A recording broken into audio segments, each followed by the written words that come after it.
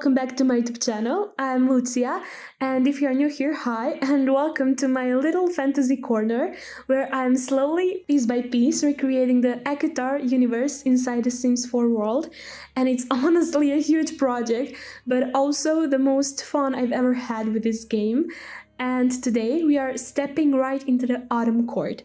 And yeah, I've been so excited to show you this build because it's honestly one of the biggest and most detailed things I've ever done in The Sims. So yeah, we are visiting the Grand Palace or Castle of the Autumn Court, home of High Lord Beron, his wife Lady of the Autumn Court, and some of their sons. And this is basically where all that, fiery, golden autumn energy lives, like a place that's as beautiful as it is intimidating. So yeah, grab a snack, get cozy, and let's dive right in together. Okay, so before I talk about the castle itself, I really want to give you a quick overview of where I've placed each court in my ACOTAR save file, because the worlds in The Sims actually match the vibes surprisingly well, at least some of them.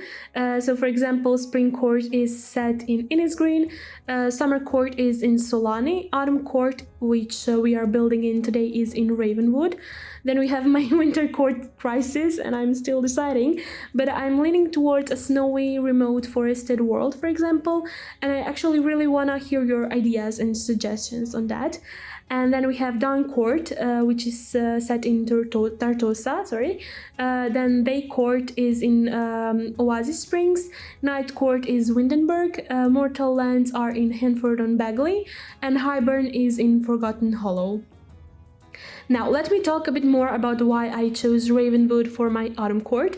Honestly, the moment I opened the world, I knew. I mean, the decision was obvious because for some reason it's always fall there. So the lighting has this beautiful soft golden glow. The trees are permanently dressed in shades of orange, red, and warm green.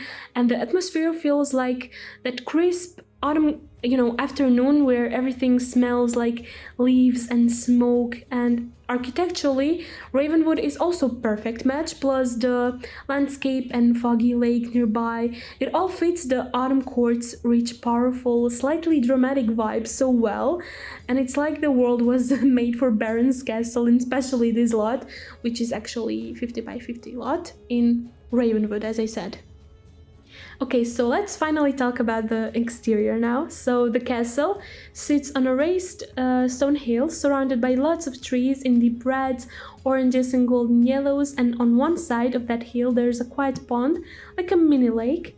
And the front entrance is guarded by tall stone gates and two armored statues holding swords, as if, silently watching everyone who enters.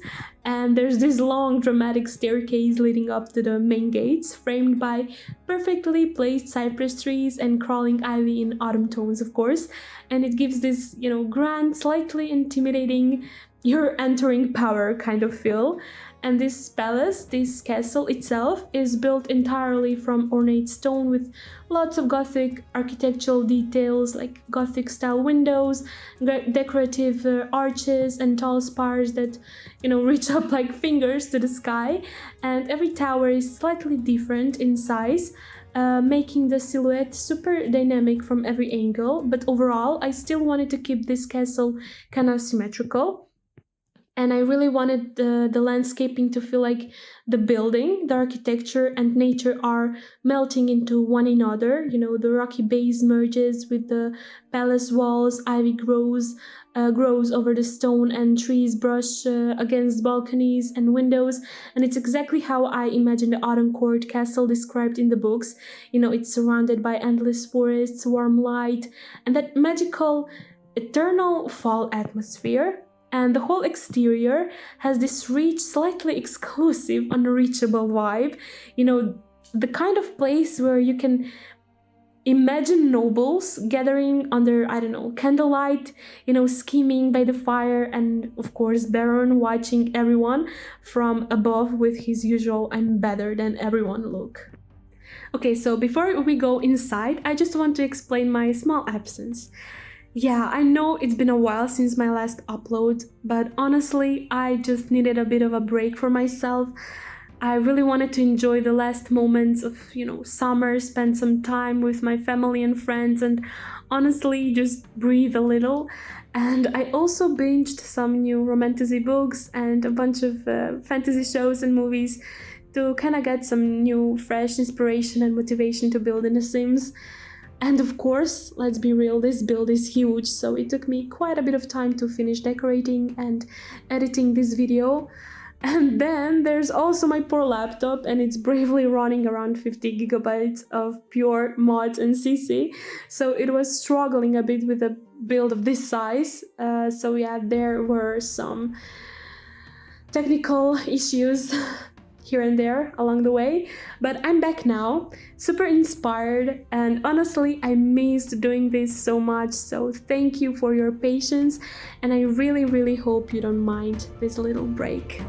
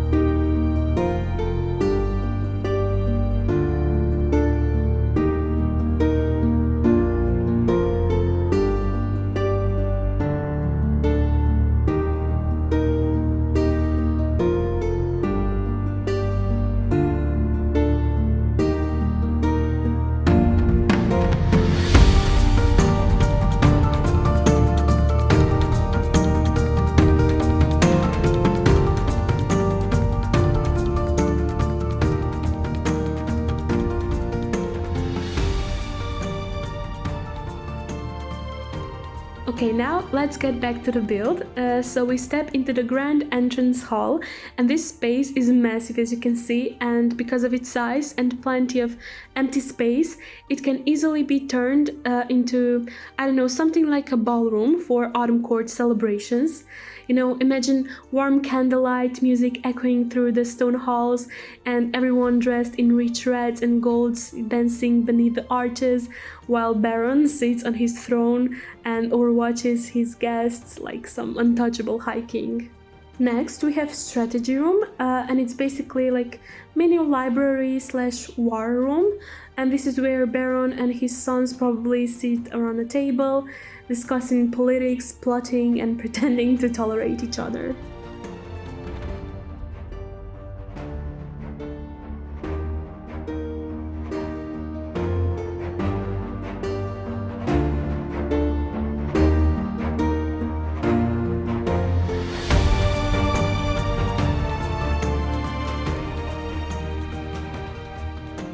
And then we head to the training room, and it's basically like their gym and weapon storage. And this is where they train, practice combat, and keep their bodies in form and skills sharp. And of course, Baron's throne room couldn't be missed, and it's full of deep red and gold tones, carved wood, and warm light, and it definitely has that dramatic High Lord energy written all over it.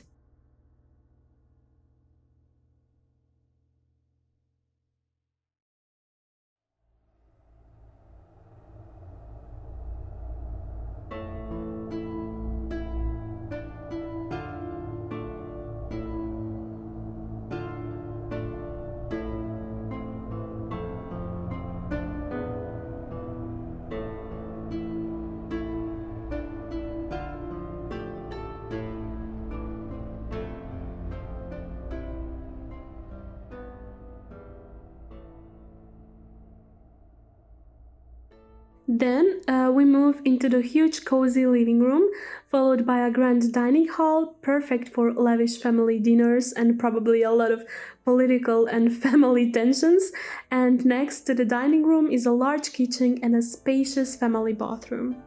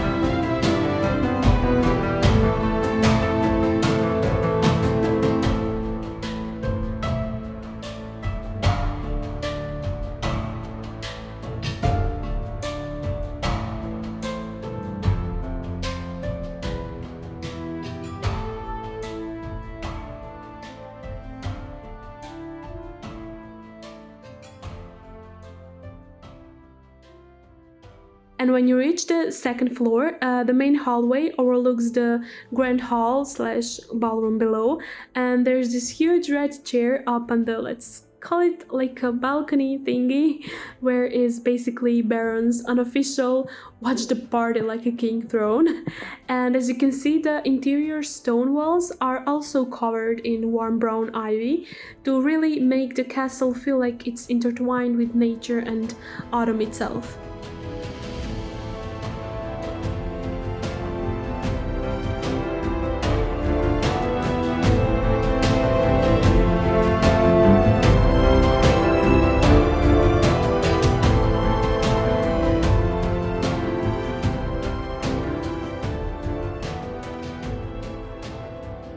Now we head to the High Lord and Lady's Master bedroom, which is decorated in rich reds, gold, warm wood and stone. And there's a huge stone fireplace and dozens of candles. And I really wanted to use lots of fireplaces and candles all throughout the build to really reflect their magic element, which is basically fire. And after their master bedroom, we head to Beron's office or study.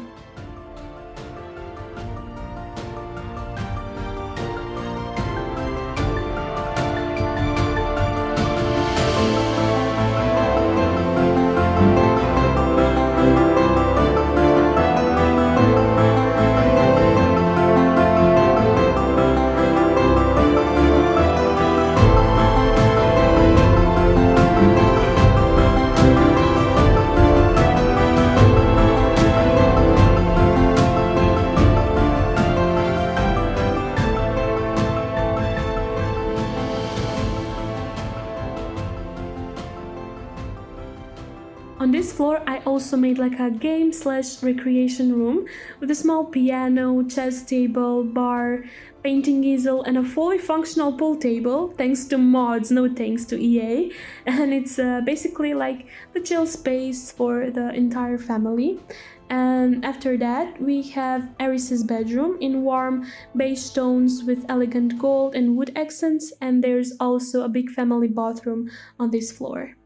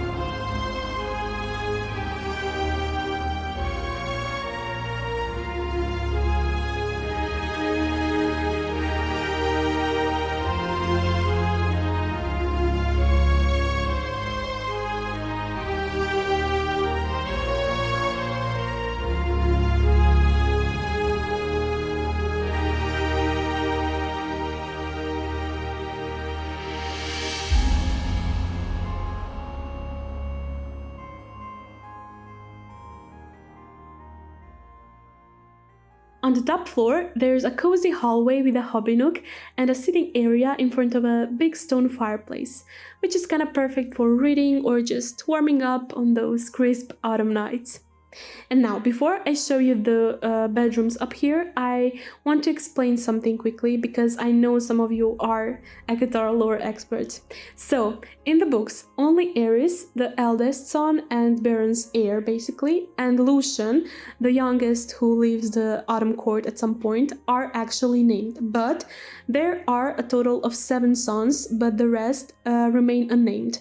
And 2 of them are no longer alive. So for my save file, I decided to create names and personalities for the remaining 3 brothers, as well as for Lady of the Autumn Court, who I named Seraphine, since her name was also never mentioned in the books. But I will talk more about their names, titles, looks, personalities, and backstories in my next video, where I'll be creating the entire Autumn Court household in Cass. And as I mentioned, Lucian is the youngest, the 5th surviving son, who has left the Autumn Court and currently lives in the spring court with Tamlin in his mansion.